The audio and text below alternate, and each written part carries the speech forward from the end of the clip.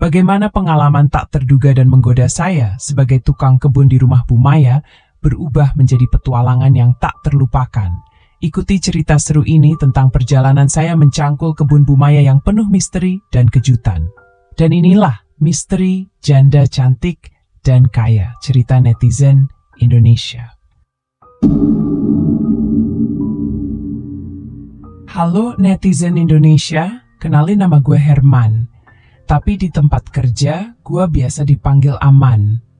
Gue kerja di keluarga kaya raya, jadi tukang kebun yang sekarang juga merangkap jadi penjaga keamanan. 2 tahun lalu, Satpam lama Pak Gunawan pensiun karena udah tua, dan gue jadi gantinya. Meski di komplek perumahan ini udah ada security-nya, buat gue sih nggak masalah. Toh, kerjaan ini nggak terlalu berat buat gue. Apalagi gue ngejalaninnya dengan hati senang. Terlebih, gue harus cari duit buat keluarga di kampung. Untuk saat ini gue lagi kurang beruntung. Biasanya gue bisa mudik ke kampung buat melepas rindu sama keluarga sekaligus melepas hasrat sama istri. Tahun ini gue gak bisa ngelakuin itu. Semua ini gara-gara anak-anak majikan gue Bu Maya gak ada yang mudik ke rumah. Jadi Bu Maya bakal sendirian di rumah karena suaminya udah meninggal 5 tahun yang lalu.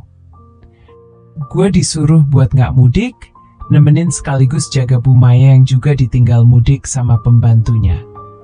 Jadi ceritanya gue sama dia doang di rumah ini. Bu Maya sendiri umurnya sekitar 50-an, kulitnya putih bersih, badannya aduhai, keturunan luar negeri. Masih menarik banget di mata cowok, termasuk gue. Sejak kerja di sini, gue sering banget berkhayal bisa lebih dekat sama Bu Maya. Soalnya dia punya hidung mancung sama bibir agak tebal yang bikin pikiran gue gak karuan. Selain penampilan, Bu Maya juga baik banget ke semua pekerja. Tapi tetap aja gue sering mikir yang lain tentang dia.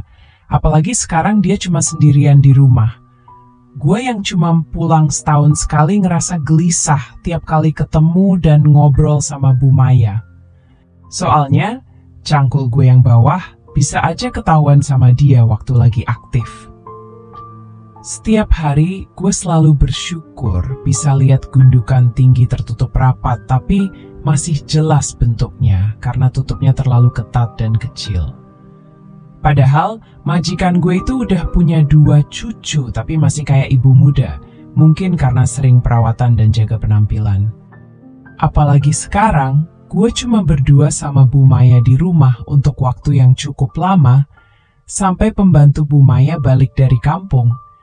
Biar nggak mikir yang aneh-aneh, gue nyibukin diri dan jaga jarak supaya pikiran gue lebih jernih tiap ketemu Bu Maya. Tiba-tiba, suara yang gue hafal banget manggil dari arah belakang, bikin gue berhenti sejenak nyiram tanaman. Nanti kalau ada orang antar makanan, kamu ambil ini uangnya. Tadi saya udah pesan makanan buat kita buka, kata Bu Maya ngejelasin. Namun gue malah fokus ke hal lain. Bukan gak menghormati, tapi ini pertama kalinya gue lihat Bu Maya pakai baju kayak gitu. Bahannya tipis dengan potongan leher rendah, jadi pemandangan lain buat gue. Gue bahkan bisa lihat tali pengikat buat 2 bukit yang amat besar itu, sampai gak bisa tertutup dan malah kayak mau meloncat keluar dari tempatnya. Hei, kok malah bengong? Ini uangnya, kata Bu Maya agak keras bikin gue sadar. Oh iya Bu, maaf, saya nggak fokus, jawab gue sambil salah tingkah. Memang kenapa nggak fokus? Tanya Bu Maya sambil senyum dengan bibir tebal berwarna merah merona. Bikin gue bingung jawabnya. Oh, itu Bu. Mungkin tadi kurang minum, jadi nggak bisa fokus. Gue beralasan.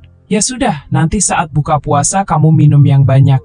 Kalau perlu susu biar lebih fokus, jawab Bu Maya sambil ngelirik ke cangkul gue yang terbungkus kain ini. Bikin gue makin gak karuan. Nih, jangan lupa nanti ya.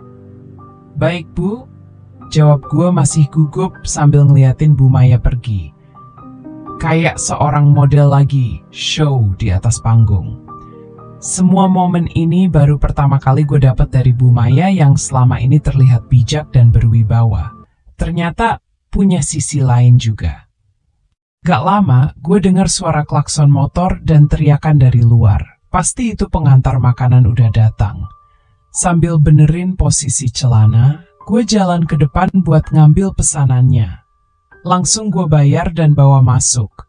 Nginget sebentar lagi waktunya buka. Gue siapin semua makanan tadi di atas meja. Karena gak ada pembantu, semua kerjaan gue lakuin sendiri. Dan akhirnya beduk terdengar, tandanya waktunya buka di hari terakhir ini. Udah semua, Man? Tanya Bu Maya sambil mulai duduk pelan di kursi sebelah gue. Udah, Bu. Semuanya udah siap? Jawab gue tanpa berani ngeliat langsung, cuma berani melirik aja. Kalau begitu, ayo kita makan. Nggak usah, Bu. Saya nanti aja, jawab gue. Karena emang nggak pernah makan bareng majikan, apalagi di meja makan. Kenapa? Kamu nggak suka makan sama saya? Atau mau buat susu dulu biar lebih fokus? Kata Bu Maya, entah nyindir atau apa. Tapi yang jelas bikin gue malu campur gejolak. Nanti aja mandinya, sekarang makan dulu supaya kamu punya tenaga. Nanti saya mau minta tolong sama kamu, kata Bu Maya. Minta tolong apa, Bu? Tanyaku. Tapi Bu Maya nggak jawab. Cuma ngangkat tangan dan nyuruh gue duduk di sebelahnya buat makan bareng. Tanpa banyak bicara, gue duduk dan mulai makan. Meski masih penasaran dengan permintaan Bu Maya, karena nggak biasanya dia minta tolong sama gue. Oh, ini pertama kalinya gue makan semeja sama majikan. Gue bingung banget karena semua ini terjadi pas cuma ada gue dan Bu Maya di rumah ini. Sambil makan, sesekali gue melirik ke arah Bu Maya yang lagi lahap nyantap semua makanan. Bibir tebalnya terus bergerak seirama dengan kunyahannya. Tapi yang bikin pikiran gue kacau adalah gumpalan yang ikut naik turun pas Bu Maya ngunyah makanan. Itu amat besar. Mungkin gak bakal bisa gue genggam. Selesai makan, kamu beresin semuanya, terus saya tunggu di ruang tengah. Kata Bu Maya kemudian berdiri dan ninggalin gue dalam keadaan lebih bingung lagi. Selesai makan dan beresin meja, gue menuju ruang tengah buat nemuin Bu Maya sambil tetap penasaran sama permintaan tolongnya. Gue lihat Bu Maya duduk di sofa mainin HP, tapi entah kenapa dia udah pakai baju tidur dengan bahan yang halus dan tipis. Tolong, mau minta pijit, biasanya ada anak-anak, tapi sekarang mereka nggak pulang, jadi saya minta tolong sama kamu. Bisa kan? Baik, Bu, jawab gue gugup. Bu Maya turun dari sofa, duduk selonjoran di karpet sambil ngeliat ke arah TV. Gue duduk di belakangnya memandang punggung putihnya. Dengan pelan dan tangan gemeteran, gue mulai nyentuh pundaknya buat mijit untuk pertama kalinya. Kamu kenapa, Man? Kok gemeteran gitu tangannya? Nggak fokus lagi ya? Nggak apa-apa, Bu. Saya nggak biasa mijitin soalnya, jawab gue. Kan cuma ada kamu di rumah. Masa tengah biarin badan saya sakit semua, kata Bu Maya, bikin gue merasa nggak enak. Gue lanjut mijit Bu Maya sampai akhirnya dia minta kakinya juga dipijit. Gue ikutin dengan perasaan canggung dan takut.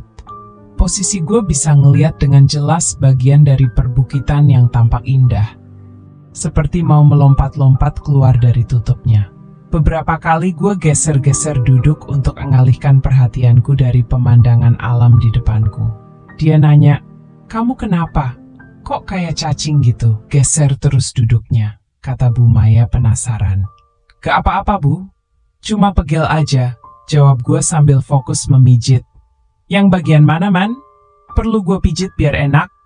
Kata Bu Maya lembut, manja banget. Mendengarnya bikin gue makin gak fokus. Gak perlu, Bu. Nanti aja buat tidur. Sembuh sendiri kok, jawab gue. Coba tenang dan ngatur pikiran supaya gak aneh-aneh. Dah gak apa-apa, Man. Kamu udah lama kerja di sini, pasti pegal tiap hari. Biar saya pijit-pijit, ucap Bu Maya. Dalam keadaanku seperti itu, aku tidak bisa banyak bergerak dan memilih untuk mengikuti saran Bu Maya. Sesekali, aku memejamkan mata, merasa nyaman dengan pijatan yang diberikannya. Dengan pengalaman dan energi yang masih melimpah meskipun usianya sudah setengah abad, Bu Maya mengajakku untuk tetap berada di sini dan membantu mencangkul kebunnya, terutama karena anak-anaknya tidak bisa pulang.